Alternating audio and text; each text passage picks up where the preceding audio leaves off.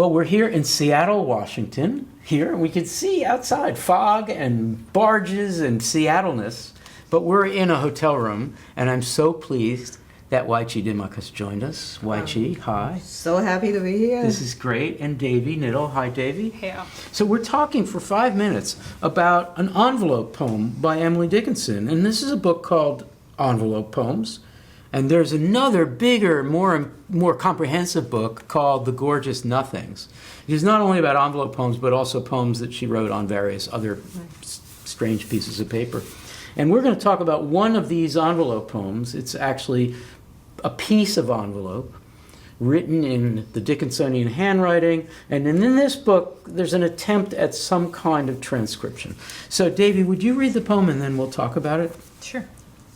The fairest home I ever knew was founded in an hour by parties also that I knew, a spider and a flower, a manse of Mechlin and a floss gloss sun.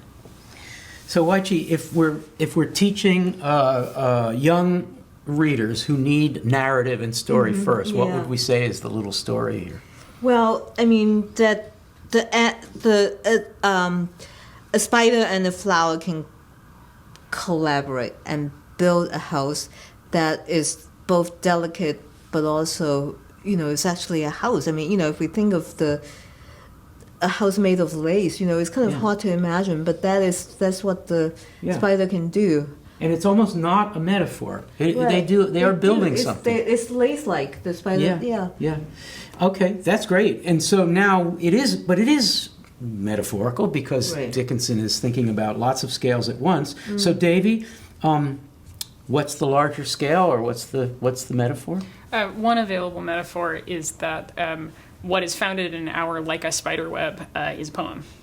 And say that again? What is founded in an hour like a spider web is a poem, and is also the experience of reading a poem. That the fairest home for Dickinson often is in the experience of readership. Wow. And that's available to her here. Oh, you blew my mind. Yeah. So you went from the first level, which is the little story that Chee told, skipping the second level right to the metapoetic level. Right. Can we come back to the metapoetic level? That was pretty cool. Yeah. The next level between the two would be the idea of human beings building homes, right? Or maintaining a home or having a family. How does it work at that register? Are we instructed by these parties about how to build our own homes and how to be? Yeah, I mean, it really opens up the question of what is home for us, what kind of habitation. I mean, an actual house is a habitation, but poetry itself is also a kind of habitation, right? And it might turn out to be the more enduring kind of habitation, because we can move from house to house, so we can get evicted from our house, God forbid, but that's only, our house can get burned down, I mean, which is it's actually a likelihood in the age of wildfires. Even homes that belong securely to us can actually get burned down in a second. Right. So it is something that is different from the physical house, that might be a more secure and durable kind of habitation. So typical, that was brilliant. Typical of us, we are back to that third level, which is typical of us, because I go there first. Emily Dickinson takes a little piece of an envelope and she writes a poem about poetry being a dwelling or an occupation, to use a Dickinsonian word. Okay, Davy, so tell us again. It's ephemeral. It's really ephemeral in its materiality in an envelope poem. Wasn't seemingly meant to be published and all that. So we have an ephemeral poem, a poem that is actually ephemeral.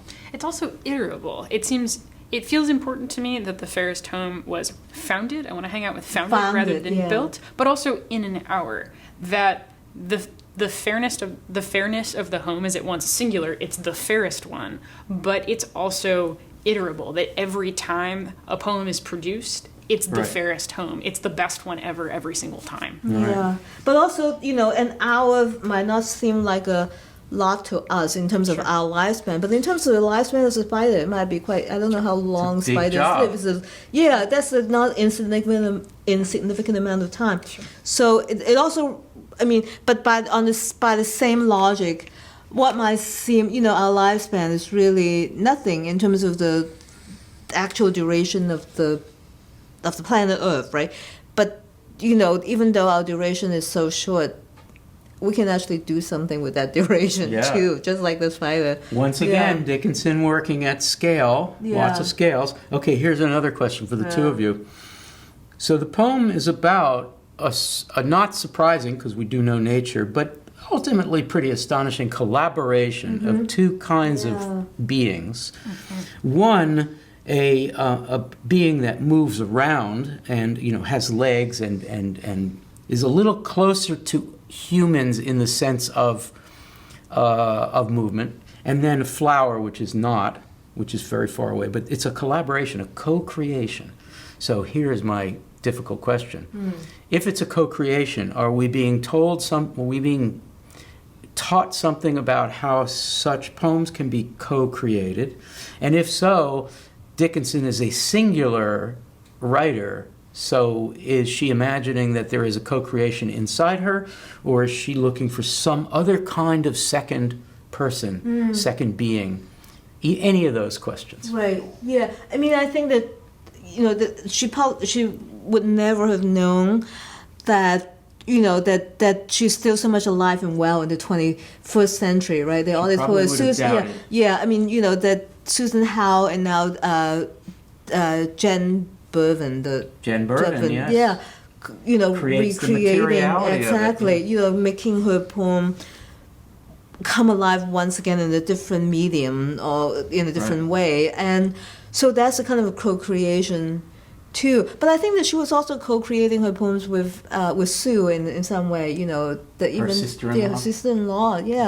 I mean, it really takes a certain kind of reader. It doesn't have to be a trained reader of poetry even, but just someone that you can write for, and it is a co-creation in the sense that I don't think that she would have written a lot of her poems if they had not been some such reader. So Davy, Chee brilliantly suggested two kinds. One is the co-creation of writers across generations, right? So you get Dickinson Howe, Dickinson Bervin, and the second was the contemporaneous co-creation that our 19th century sense of authority, authorship usually was, well, let's decide who wrote it because it's too complicated to think about companionship and partnership. Is there another kind of co-creation? Yes, and I think it's in this list of 3 items at the end: floss, gloss, and sun. Floss, which floss gets us to both the material of the spiderweb and the lace, but also the root of text and textile is being shared, of thinking about language is something that's a floss that's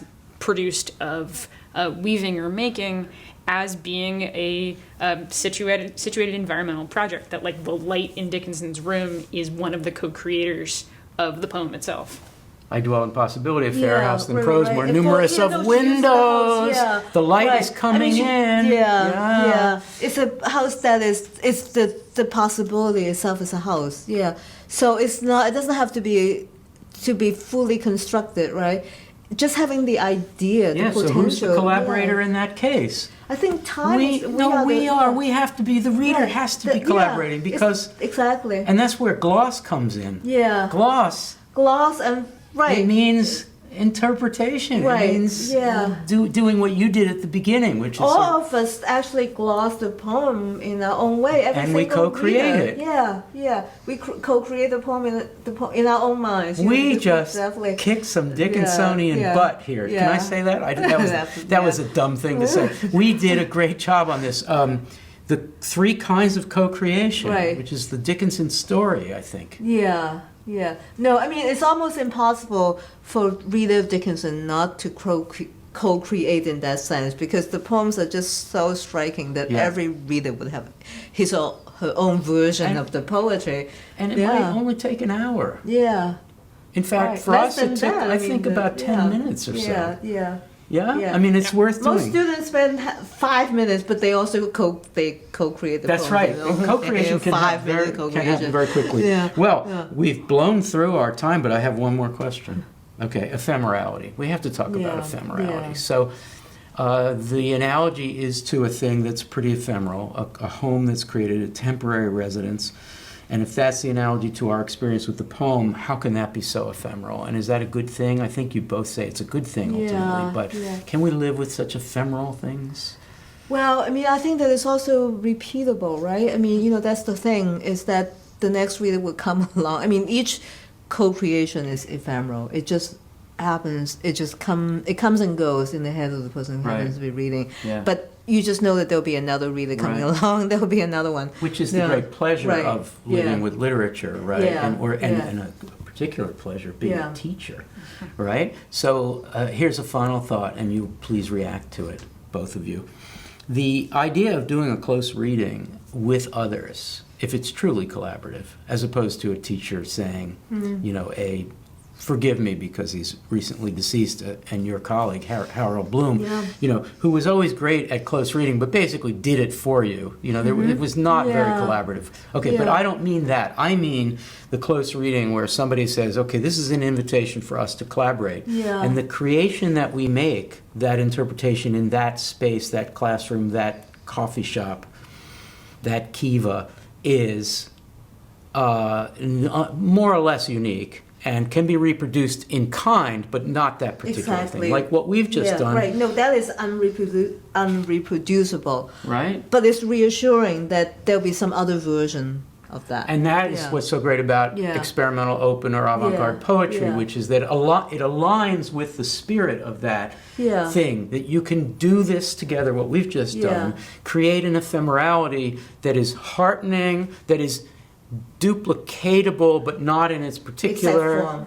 And that is a sign of life. What do you think? That's absolutely the case, and I think that, like, that replicability has to do with the way that it's sustaining. It's sustaining in being able to continuously go through the process and to have the process to look forward to and back on as something that you're able to make a repeatable present out of. You're able to live a present that's reoccurring in the space of close readings. Yeah.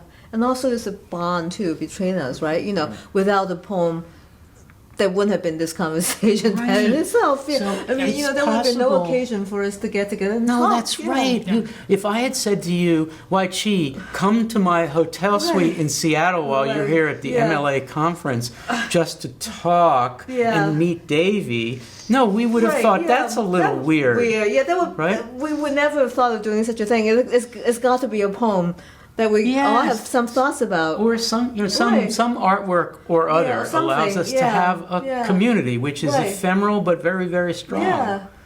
So it's therapeutic, and I don't want to push that word too far, in the sense of there are usually two people in therapy, although there's group therapy, right? So a therapist says, okay, what is the thing we're trying to close read here? Right? And for therapy, which is like a 14-week semester, or therapy can be longer, you meet every week for a certain amount of time, and you put that thing on the table that you need to do a close reading of, and you create something in that space that is very much crucial to the space, because you don't typically reproduce the therapy outside the space. Right? It is unique to, it is a manse of Mechlin. Exactly. Right? It is a space that is generated by the poem, that it is a kind of a habitation for us. You know, it's a momentary habitation. But it really is a very life-affirming kind of habitation for us, as well as for the poem. So let's connect finally to the envelope. How does writing this on an envelope pertain at all to what we've just been talking about? It's a poem that Dickinson is sending to us. And is something that doesn't need the U.S. Postal Office or anything else to be the carrier. It just carries itself. Oh, I love that. It's also about making a kind of incidental ephemerality, a piece of paper, into a kind of durable ephemerality. Right. Yeah. And the envelope is the thing that is carrying the message. Dickinson isn't really ultimately interested in content in that way. She has content. It's appropriate for Dickinson not to put the content inside the envelope and have the envelope be only a medium. The medium is the message. That's the point. That you can take a little piece of the envelope, and for that to be the thing that will get received. I love it.